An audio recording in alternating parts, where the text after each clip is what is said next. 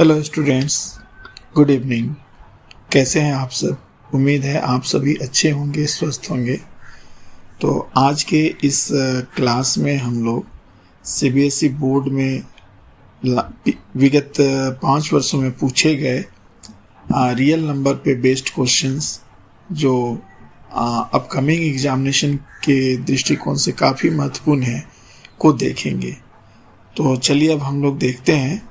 जैसा कि आप स्क्रीन पे देख रहे होंगे, पहला क्वेश्चन इसमें पूछा गया था कि find the value of -1 upon the power n plus in bracket -1 upon the power 2n plus in bracket -1 upon the power 2n plus 1 plus in bracket -1 upon the power 2n plus 2 where n is any positive odd integer।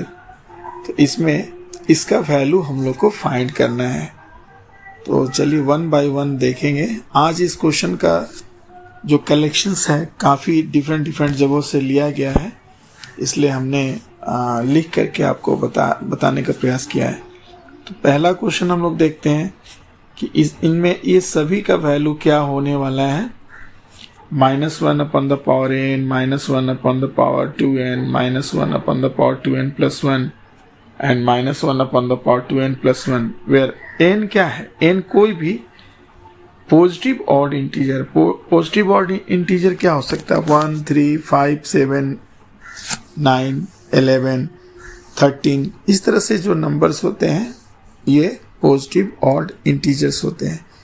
तो आइए देखते हैं कि इसको हम लोग कैसे solve करते हैं। तो एक एक करके हम लोग सीखेंगे। Question 1, question number 1। Question number 1 में जो दिया गया है वो है since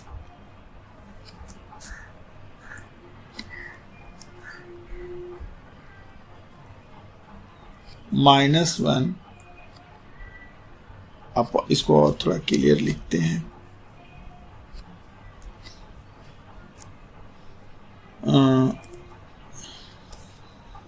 yes, since -1 upon the power n plus -1 upon the power 2n plus -1 upon the power 2n plus 1 and plus -1 upon the power 2n plus 2। अब आप देख सकते हैं एक यहाँ पे बेहतरीन कॉन्सेप्ट है जिसको कि हम लोग डिस्कस करके समझ लेंगे। जैसे पावर 2n है और यहाँ पे पावर 2n प्लस 2 है, ठीक है। तो इसके बारे में हम लोग को ये देखना रहेगा कि कोई भी ऑड इंटीजर, जैसे n क्या है? कोई ऑड इंटीजर है। तो ऑड इंटीजर्स को जब हम लोग इवन नंबर से मल्टीप्लाई करते थे क्या बन जाता है? इवन बन जाता है। फॉर एग्जाम्पल्स 1, 3, 5, 7, इस तरह से अगर हम लोग इवन यानी 2 से मल्टीप्लाई कर देंगे तो ये कैसा नंबर बन जाएगा, कैसा इंटीजर बनने वाला है? तो आप देखिए सब के सब इवन इंटीजर बन जाएगा। इवन इंटीजर मतलब ऑड नहीं रहेगा, इवन इंटीजर बन जाएगा और जो कि 2 से डिविजिबल भी होगा। साथ ही साथ में एंड 2n प्लस 2, ये दोनों जो है 2n प्लस 2 आर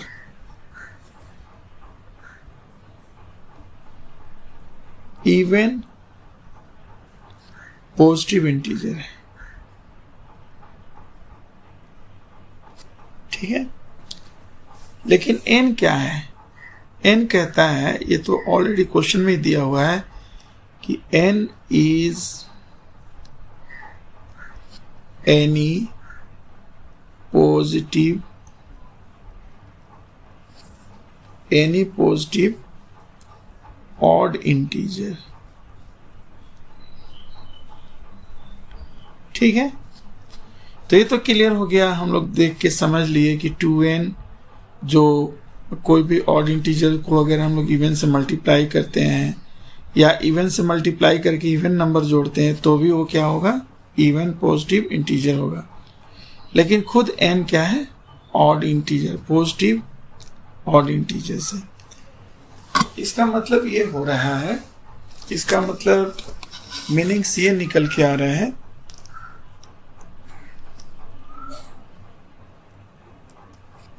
मान लीजिए कि -1 है और ऑड पावर है, तो ऑड पावर होगा तो ऑड पावर का मतलब क्या हुआ, जैसे मान लो -1 इसका ऑड पावर है 1, तो क्या होगा, -1 ही होगा। -1 का पावर अगर 3 है तो क्या होगा, इसका मतलब -1 इंटू -1 इंटू -1, तो 3 बार अगर करेंगे तो क्या होगा, -1 ही होगा। तो इसका मतलब ये हुआ कि ये हो गया -1। और अगर -1 अपॉन द पावर 2n है तो ये क्या होगा, तो 2n का मतलब हो गया कि ये प्लस नंबर बन जाएगा, पॉजिटिव इवन इंटीजर बन जाएगा। तो therefore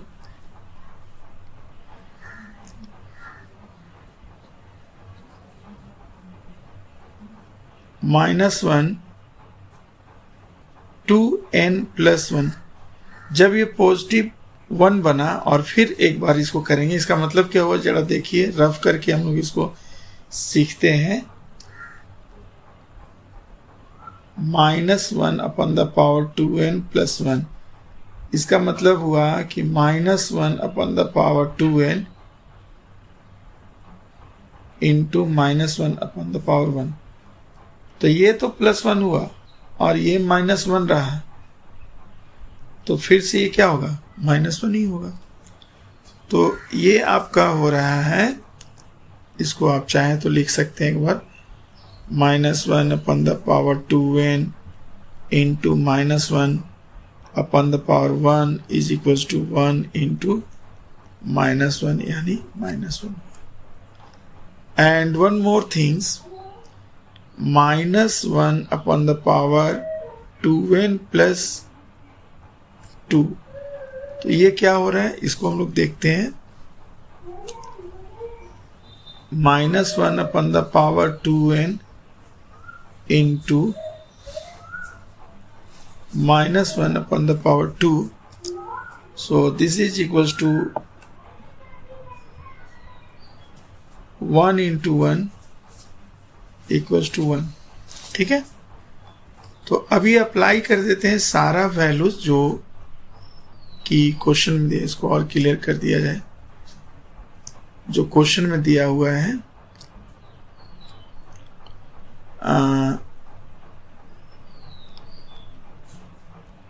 -1 upon the power n plus -1 upon the power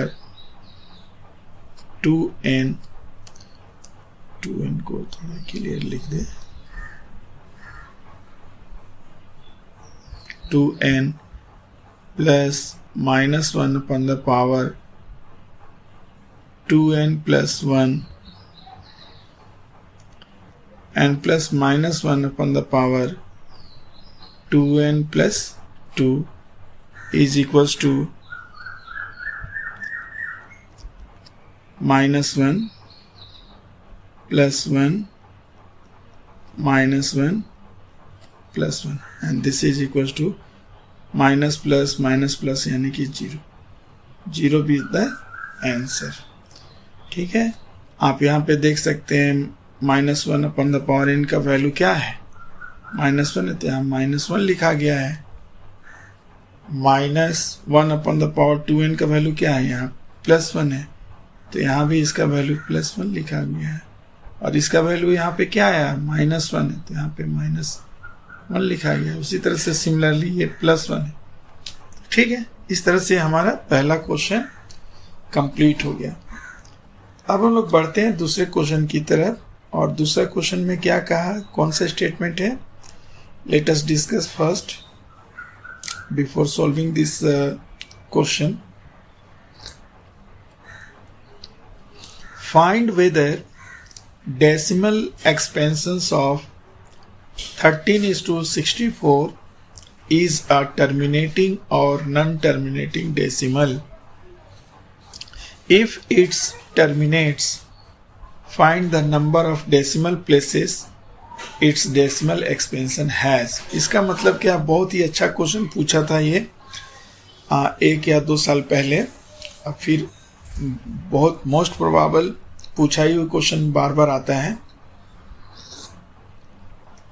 तो इसमें कहता है कि 13/64 13:64 क्या एक टर्मिनेटिंग है या नॉन टर्मिनेटिंग, पहले तो ये पता करना है. और दूसरा केस में कहता है कि अगर ये टर्मिनेटिंग है तो डेसिमल के बाद डिवाइड करने के बाद जो डेसिमल आएगा तो कितना डिजिट के बाद ये टर्मिनेट होगा, ये बताना है. तो काफ़ी इंटरेस्टिंग क्वेश्चन है. आइए हम लोग इसको देखते हैं. ऐसा एग्जाम में आएगा तो आपको कैसे बनाना है इसको हम लोग अभी देखते हैं, सीखते हैं.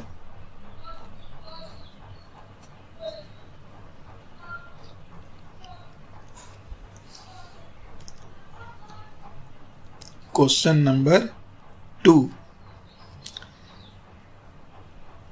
सिंस 13/64 इसको हम लोग कैसे लिख सकते हैं? 64 को चलिए प्राइम फैक्टराइज करते हैं, 2 से करते हैं तो 32, अगेन 2 से करोगे तो 16, 8, 4, 2, 1, 1, 2.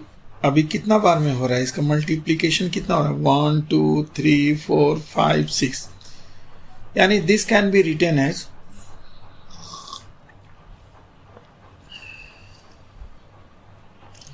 13:2/6 and this can be also written as, अब इसको हम लोग ऐसे भी तो लिख सकते हैं 13/2/6 इंटू 5. तो 5 हो जाएगा, तो लिए तो नहीं होगा. इसका बैलेंस करने के लिए पावर 0 कर दे रहे हैं. आपको पता है ना कि कोई भी नंबर का पावर जो 0 होते हैं वो क्या होता है, इक्वल टू 1. तो अगर कोई नंबर का पावर 0 इक्वल टू 1 होता है तो 5 का पावर 0 ये भी 1 होगा.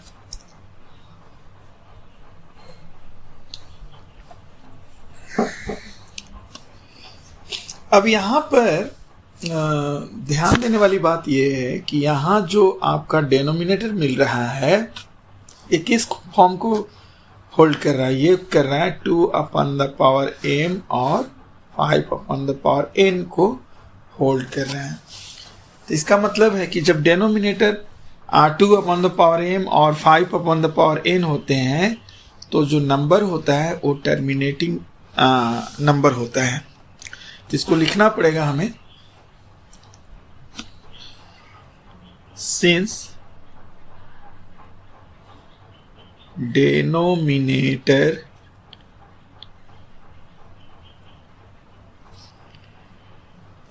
is of the form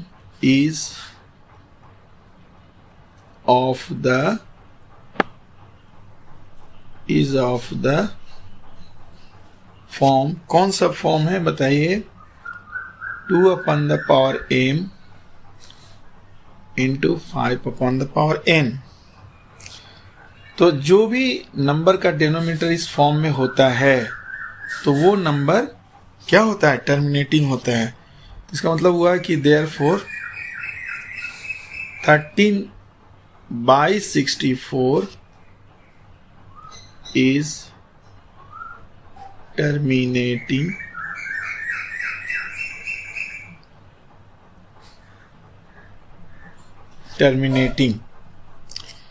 अब ये कितना बार में टर्मिनेट होगा, कितना बार में होगा? तो 2 का पावर देख लीजिए 6 है, 5 का पावर 0 है, तो जो पावर है 6 इतना बार में टर्मिनेट होगा। लेकिन इसको लिखेंगे कैसे? तो इसको लिखेंगे after 6 places of decimals. So this complete the answer. 6 place of decimal, इसका मतलब क्या हुआ कि अगर हम 13 को 64 से डिवाइड करते हैं तो डेसिमल देने के बाद में मान लीजिए 1 2 3 4 5 6 बार में जाके कंप्लीट ये डिवाइड हो जाएगा। ठीक, this question is also clear. Now come to look the question number 3। 2 हम लोग कर चुके, अब 3 में आते हैं। 3 क्वेश्चन देखिए क्या कहता है, ये भी बिल्कुल नया तरह का स्टेटमेंट है। If HCF of 144 and 180 is expressed in the form of 144 और 180 का जो HCF है वो किस में एक्सप्रेस हो रहा है? वो 13m - 3 के फॉर्म में हो रहा है। तो m का इसमें वैल्यू क्या है ये फाइंड करना है। So we need to find the value of m in this question. So let us see how to solve the question number 3. Yes, let's start solving the question number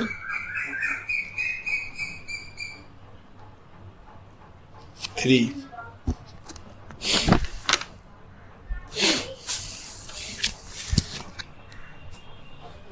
तो आप लोग लगातार देख रहे हैं, EDL देख रहे हैं, यूक्लिड्स डिवीजन लेमा देख रहे हैं।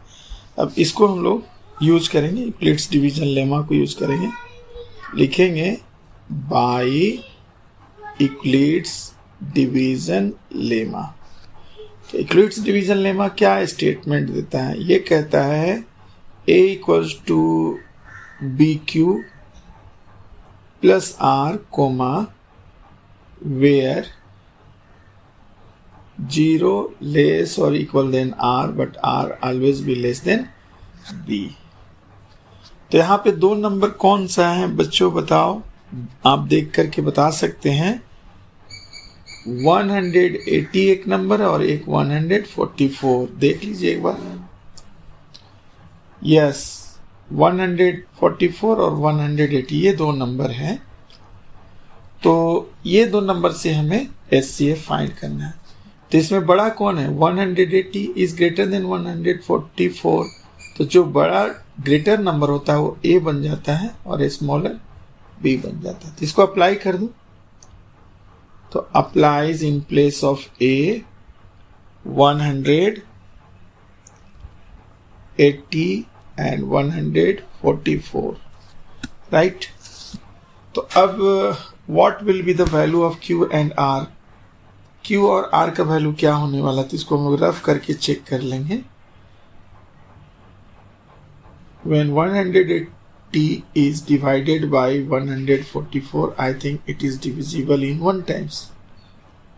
So 36 is come down at the place of remainder.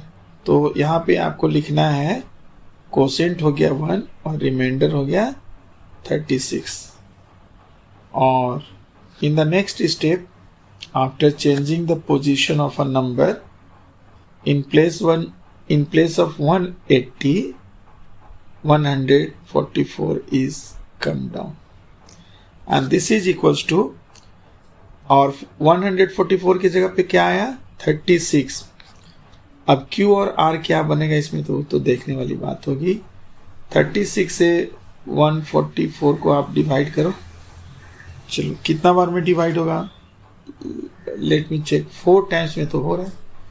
4 6 24 carry 2 in hand, 4 3 12 and 2 14। ये पूरा का पूरा कट गया। तो यहाँ पे ये 4 आ रहा है और रिमाइंडर क्या आया? 0। तो नाउ रिमाइंडर 0 आ गया है, प्रोसेस गोइंग टू स्टॉप। कब रिमाइंडर 0 आया? जब डिवाइजर 36 था। तो इसका मतलब हुआ कि therefore HCF of 180 and 144 equals to 36। लेकिन यहाँ HCF को तो 13m-3 के फॉर्म में रिप्रेजेंट करना है और m का क्या वैल्यू होगा वो भी बताना है। तो ठीक है, देखिए तो अप्लाई कर दीजिए। HCF क्या मिला 36, इसके जगह पे HCF हम लोग क्या लिख रहे हैं बताइए, जो मिला है वही लिख रहे हैं यहाँ पे 36। अब 36 को किस में 36 है, 36 को हम लोग किस फॉर्म में लिखेंगे, तो इसमें लिखना है 13 इंटू 3 माइनस 3। क्यों? क्योंकि यहाँ पे पहले से बोल के रखा है कि जो HCF होगा उसको लिखना है 13m-3 के फॉर्म में। तो यहाँ पर 13 3 क्या होता है बताइए, 13 3 हो जाएगा आपका 3 3 9, 39। 39 में अगर 3 माइनस करेंगे तभी तो 36 आएगा। तो यहाँ पे फिर हम लोग लिख सकते हैं in the next step 13m-3 where m is equals to 3। सो यही आंसर हो गया। This be the answer of that question. कितना अच्छा क्वेश्चन था ये। क्वेश्चन आपका 2 मार्क्स या 3 मार्क्स में पूछ सकता है। अब एक ट्रेडिशनल क्वेश्चन हम लोग देखते हैं। Come to the traditional question. क्या ट्रेडिशनल, जो आता ही आता है। तो कहता है कि so that 2√2 is an irrational number. तो आपको हर समय एक क्वेश्चन इरेशनल प्रूव करने के लिए आएगा ही आएगा और काफी आसान होता है। इसको देखिए कैसे हम लोग प्रूव करेंगे। तो let us see how to proof 2√2 is an irrational number. And this is the question number 4.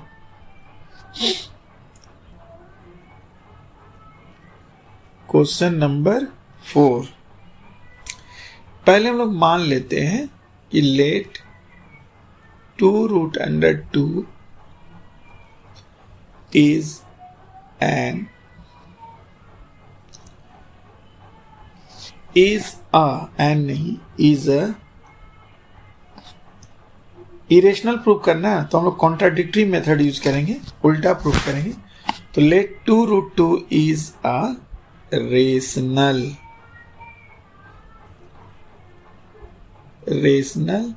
Number. इसको रेशनल मान लिए, प्रूफ तो करना था इरेशनल, तो ठीक है ना, इसको हम लोग रेशनल मान लेते हैं। और फिर हम लोग देखते हैं अगर ये रेशनल होगा तो फिर आपको आगे की बात तो पता है कि तब तो 2√3 rational number can be represented in the form of a is to b, where a and b are any integers. अब यहाँ पर the next step √2 जो है वो a/2b बन गया। अब चूंकि रेशनल था, ये रेशनल था, ये रेशनल था तो ए भी रेशनल होगा। अब ये रेशनल होगा लेकिन √2 तो पहले से हम लोग जानते हैं कि रेशनल होता है। और यहाँ पे ए और बी क्या है बताइए। Since A and B are integer, ये कोई इंटीजर है, ठीक है। अगर इंटीजर है, दोनों A and B are integer है, तो इसका मतलब हुआ कि a/b is a rational।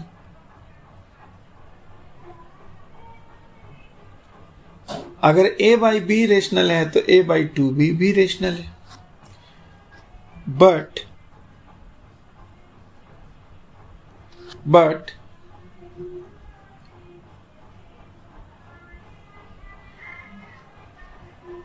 √2 is not a rational। √2 तो रेशनल नहीं है। जब रूट टू रेशनल नहीं है तो इसका मतलब क्या हुआ बताइए। रूट टू रेशनल नहीं है तो इसका मतलब होगा कि देयरफॉर a/2b इज नॉट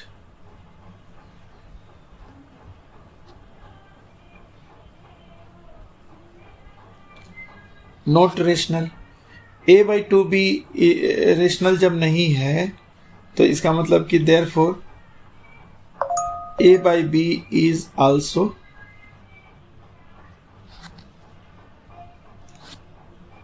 को थोड़ा क्लियरली लिख दे,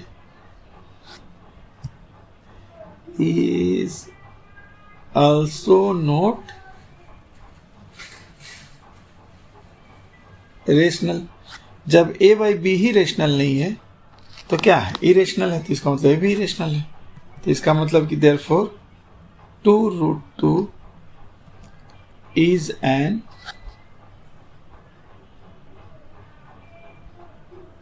irrational. This prove the statement. तो इस तरह से 4 नंबर हम लोग प्रूव कर चुके हैं। Let us come to solve the next question. Question number 5. ठीक है। एंड बिफोर 5 हमेशा की तरह पहले डिस्कस करेंगे। इसमें 2 नंबर दिया हुआ है और दोनों इक्वल है और दोनों रेशनल फॉर्म में दिया हुआ है। 241/4000 equals to 241/2 upon the power m into 5 upon the power n। Then find the value of m and n। तो m और n का वैल्यू हम लोग को फाइंड करना है। m और n, जहां पे m और n क्या है, m and n are non negative integer, ये नेगेटिव इंटीजर नहीं है। Hence, write its decimal expansion without actual division। तो फिर इसका डेसिमल एक्सपेंशन भी हमें बताना है बिना डिवाइड किए हुए, एक्चुअल डिवीजन किए हुए। तो देखिए कैसे इसको हम लोग बताते हैं।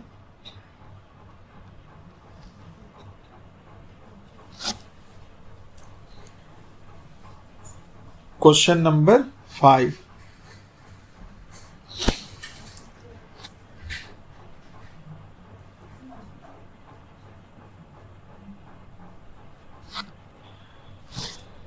तो पहले तो जो नंबर दिया हुआ है उसको एज इट इज लिख देते हैं हम लोग। 241/4000 and this is equals to 241/2 upon the power m into 5 upon the power n। Is it clear? Okay। तो अब देखिए, आप चाहें तो दोनों तरफ ये कट कर सकते हैं। 1 टाइम्स में कट हो गया। अब क्रॉस मल्टीप्लाई करोगे तो क्या होगा, ये इधर मल्टीप्लाई होगा और ये इधर होगा। तो 2 upon the power m into 5 upon the power n is equals to 4000। अब 4000 को हम लोग कैसे लिख सकते हैं बताइए। 4 into 1000। ओके, 4 into 1000 लिख सकते हैं। तो 4 तो समझ में आता है। अब 1000 का पहले प्राइम फैक्टराइज कर लीजिए।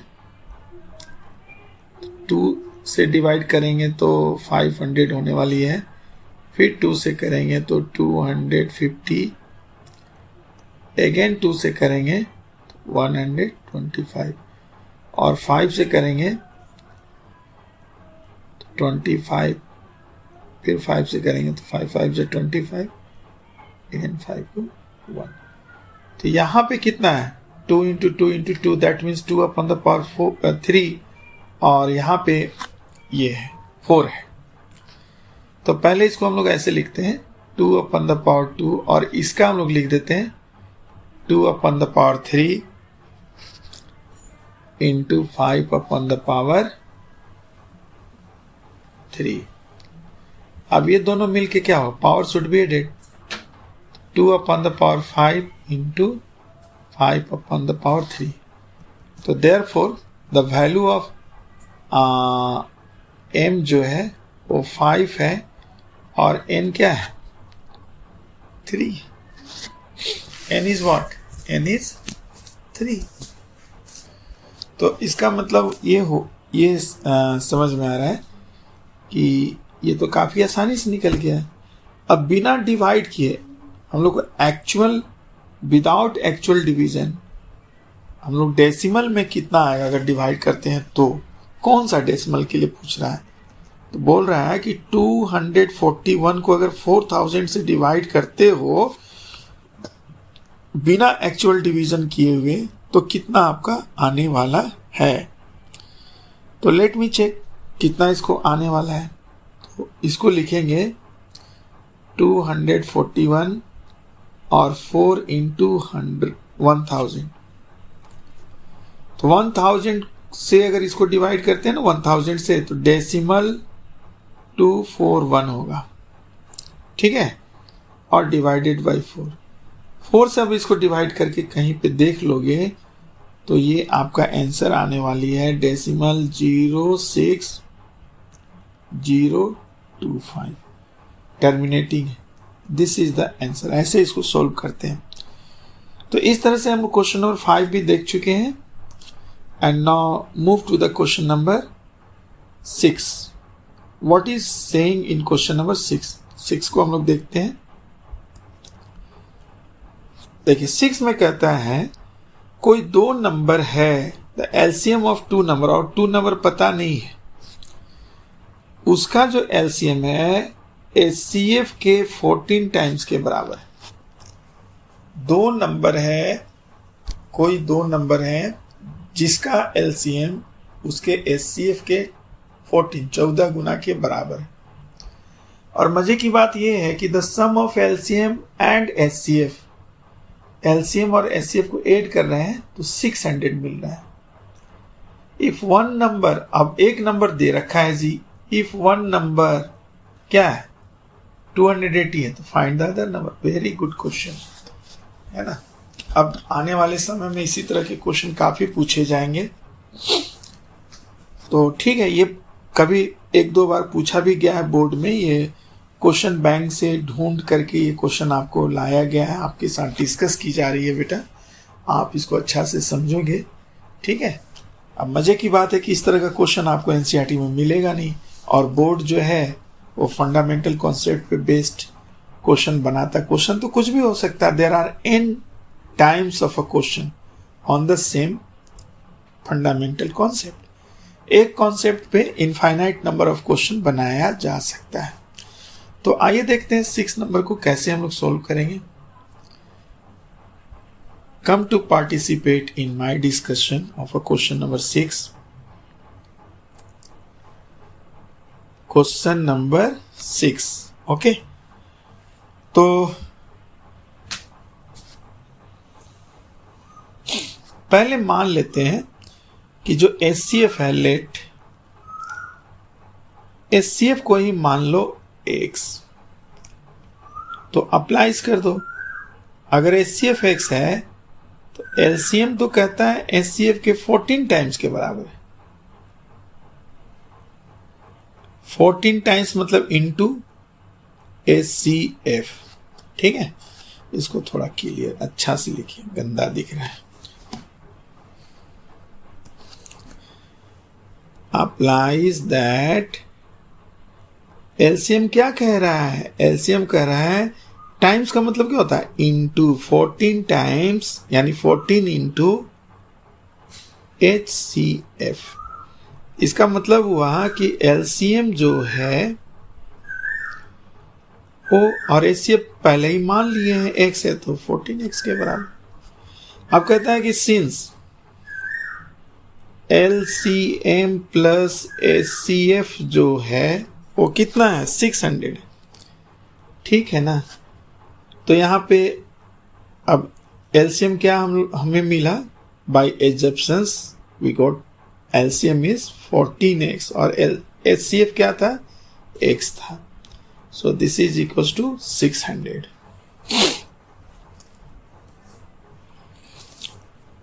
And after reading both the terms, 14x plus x यानी कि 15x एंड हियर इज 600। 15 से इसको कट करोगे तो 15 4 जा 60 और ये 0 आ जाएगा। तो x क्या मिला? 60 मिला। ठीक है, अब हम लोग पहले से जानते हैं, we already know that the product of LCM into HCF is equals to product of two numbers, product of two numbers। तो आइए अब इसका वैल्यू पुट करते हैं। एलसीएम क्या है बताइए मेरे को? 14x है और एचसीएफ क्या है? x है and one number is given 280। तो दूसरा नंबर क्या होगा? अदर ही नंबर अभी रहने दीजिए, अदर नंबर लिख के छोड़ दीजिए। तो यहां पे क्या हुआ बताइए?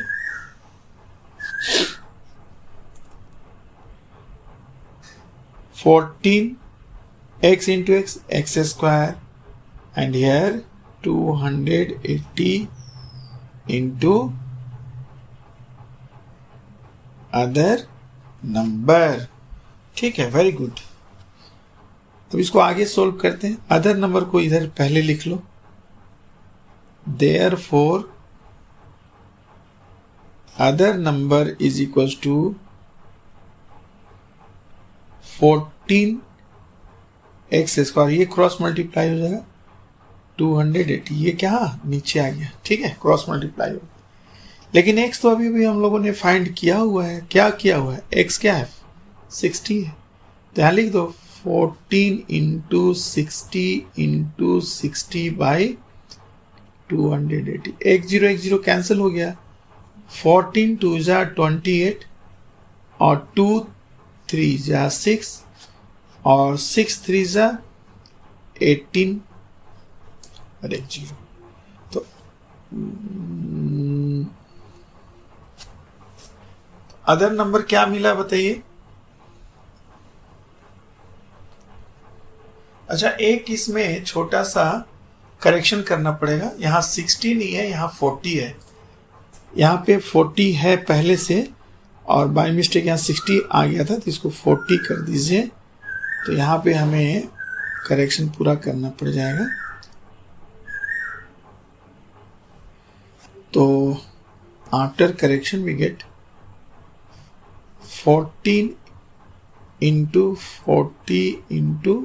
40 बाई 280। 4 7 जा 28, 7 2 जा 14 और 42 जा 80। So other number is 80. Note it. So we successfully discussed up to the question number 6, and one more question we are going to discuss, which is also a very traditional। वो भी एक traditional है irrational number prove करने के लिए। तो ये question में तो रियली वी एंजॉयड, मजा ही आ गया इसमें। तो अब हम लोग देखने जा रहे हैं क्वेश्चन नंबर 7। बट 7 में क्या कहता है? 6 तक तो हम लोग देख चुके हैं। 7 में कहता है proof that 15 plus 17 root under 3 is an irrational number. ठीक है, तो इसको भी हम लोग प्रूफ करके देख लेंगे कैसे इसको प्रूफ करते हैं। Let us C.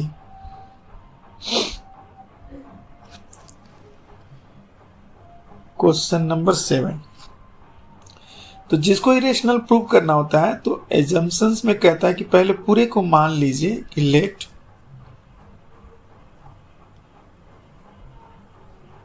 (15 + 17 root under 3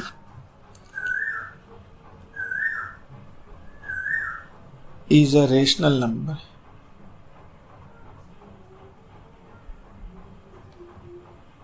is a rational number। अगर ये रेशनल नंबर है तो देयरफॉर 15 + 17 रूट अंडर 3 क्या होगा बताइए? ये हो जाएगी a/b के फॉर्म में।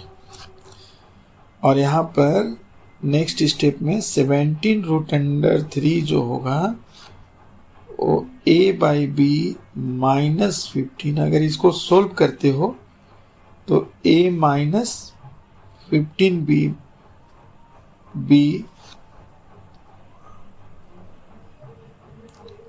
बाई b होगा। और √3 is equal to a minus 15b by 17b हो जाएगा। ठीक है। अब यहाँ पे a और b क्या था? a और b आर इंटीजर्स था। तो जब इंटीजर्स का रेशियो रहता है तो therefore a minus 15b by 17 is a rational. अगर ये रेशनल है लेकिन √3 तो रेशनल नहीं है, तो फिर यहाँ कॉन्ट्राडिक्शन होगा। पहले तो इसको लिख दो कि since a and b are integer, a and b are integers. अगर a and b are integers है तो इसका मतलब हुआ a minus 15b by 17b is rational. ये तो रेशनल है, बट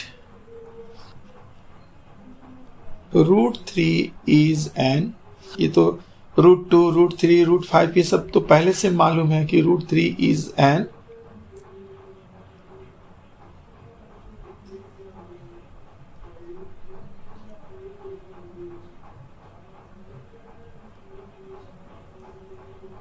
इरेशनल नंबर।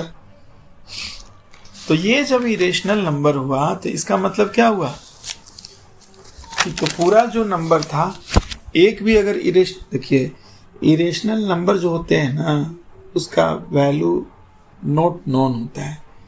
तो अगर √3 ही इरेशनल है तो उसमें 17 से मल्टीप्लाई कर दें तो भी इरेशनल होगा, और उसमें 15 ऐड कर दे तो भी इरेशनल होगा। ठीक है। तो चलिए देखते हैं। Therefore 15 plus 17√3 is not a rational. तब ये रेशनल नहीं होगा क्योंकि √3 क्या हो गया? √3 पहले से ही रेशनल है। तो ये देखो ऐसे समझते हैं इसको। मान लीजिए कि एक डेजर्ट है, सहारा डेजर्ट है, और सहारा डेजर्ट में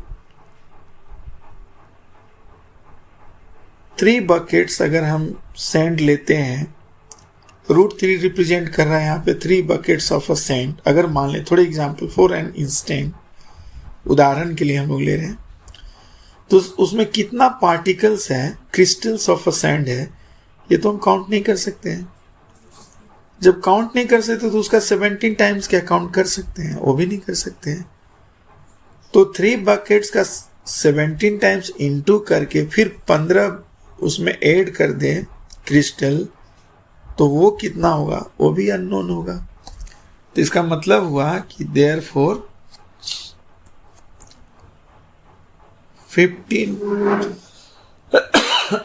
15 plus 17√3 is an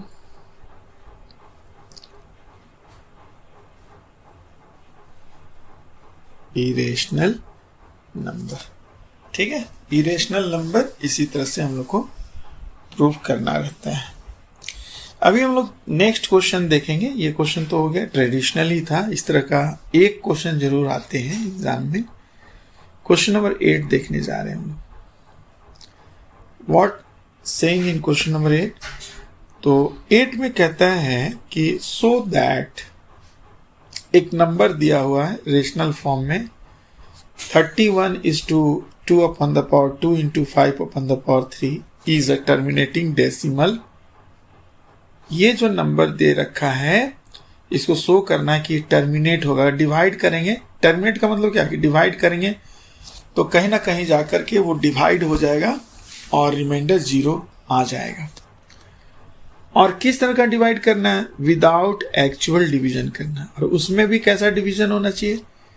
without actual, माने जैसे जो ट्रेडिशनल डिवीजन हो वैसा नहीं करना है, और आपको शो भी करना है कि एक टर्मिनेटिंग होगा और विदाउट एक्चुअल डिवीजन हम लोग किए हुए करना है। तो देखिए कैसे इसको करते हैं। Question number 8।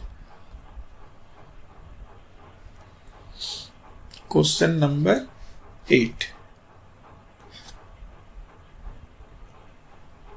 Question number 8। तो यहां पे जो नंबर है वो नंबर है क्या बताइए?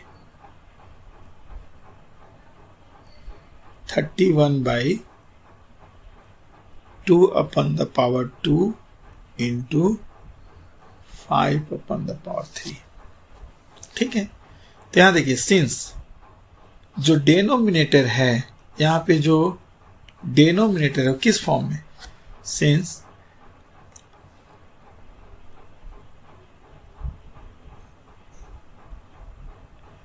denominator is in the form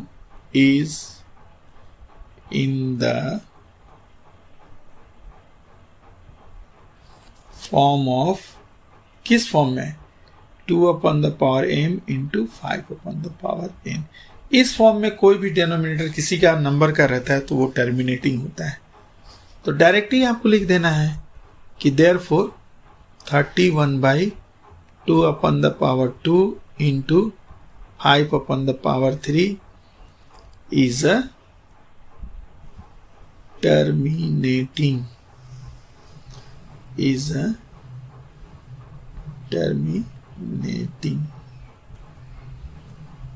ठीक है, ये टर्मिनेटिंग होगा।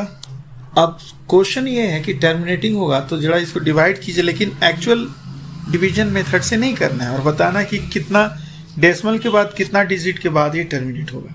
तो चलिए इसको भी हम लोग करके देखते हैं। सिंस 31/2/2 इंटू 5/3, अब दोनों का जो पावर है, एक में 2 है और एक में 3, तो दोनों को सेम बनाना है। तो सेम बनाने के लिए 2 का पावर 3 करने के लिए ऊपर नीचे 2 से हमें मल्टीप्लाई करने पड़ेंगे। ठीक है, हमने 2 से यहां क्यों मल्टीप्लाई किया? यहां पे भी किया, यहां पे भी किया, क्योंकि 2 इंटू 2/2 क्या हो जाएगा? 2 इंटू 2/पावर क्या हो जाएगा? 2/3 हो जाएगा, और 5 का ऑलरेडी पावर 3 है। तो ठीक है ना। देखिए अब इसका अगला स्टेप क्या होता है। यहां हो जाएगा 62 और यहाँ पे 2/3, 5/3। यहां तक क्लियर हो गया। एंड अब आप देख सकते हो 62 हम लोग रखेंगे, दोनों का पावर अगर हम सेम रख लिए, सेम कर दिए, तो ऐसे ही नहीं किए, इसका कुछ मीनिंग था। पावर कॉमन ले लेते हैं। पावर कॉमन लेने से एक फायदा ये होने वाली है कि यहां पे 62/2 5 10, पावर 3 हो गया। तो 6 2 10 का पावर 3 मतलब 1000। अब ये 1000 में having how many digits of 0? 3 है। तो 62 है ना, 1 2 3 लिख के डेसिमल, ये हो गया विदाउट एक्चुअल डिवीजन। ये आपका बन गया। कितना आसानी से बन गया, ये टेक्निक समझना है। अब लास्ट क्वेश्चन हम लोग देखेंगे। क्या लास्ट क्वेश्चन बचा है इसको देखेंगे। और ये जितना भी क्वेश्चन था इसको काफी अच्छा से आपको प्रैक्टिस करना है। You need to make practice multiple times of such questions to make the concept 100% clear. Find the rational number between √2 and √7. हालांकि ये इस तरह का क्वेश्चंस अब आजकल 9 क्लास में भी आने लगे हैं, लेकिन ये बोर्ड में 1-2 बार पूछा है लास्ट 5 years में, तो इसको हम लोग को समझना है कि दो इरेशनल नंबर के बीच में एक रेशनल नंबर कैसे फाइंड करेंगे, तो इसको हम लोग देखेंगे। चलिए देखते हैं।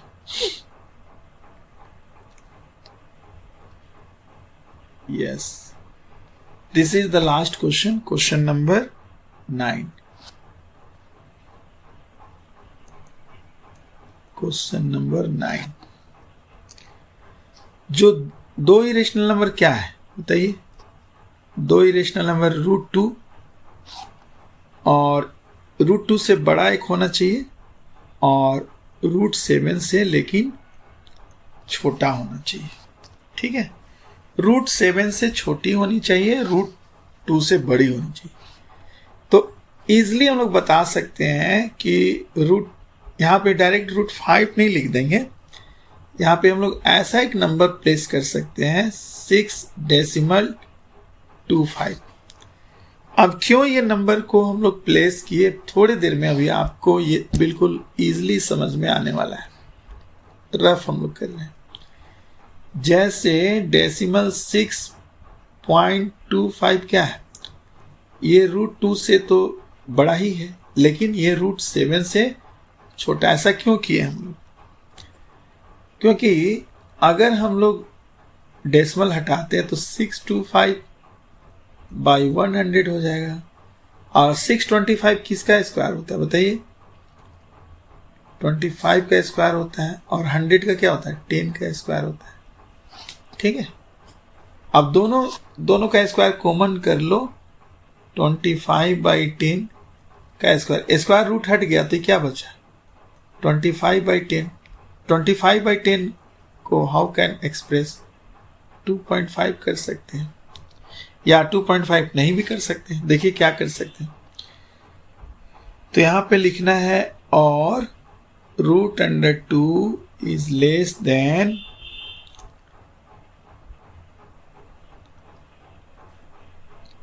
क्या लिखेंगे बताइए? 2.5 का होल स्क्वायर अंडर 2.5। 25 का स्क्वायर क्या होता है? 25 इंटू 25 करोगे ना तो 625 हो जाती है। अब यहाँ पे ठीक है हम लोग कर लिए, और यहाँ पे क्या है? √7 है। अब स्क्वायर और रूट हट गया, तो इसको हम लोग कैसे लिखेंगे? √2 2.5 लेस देन √7, और √2 पॉइंट को हटाओगे तो लिखोगे 25/10 लेस देन √7। 5 5 से 25, 5 2 से 10। तो देयरफॉर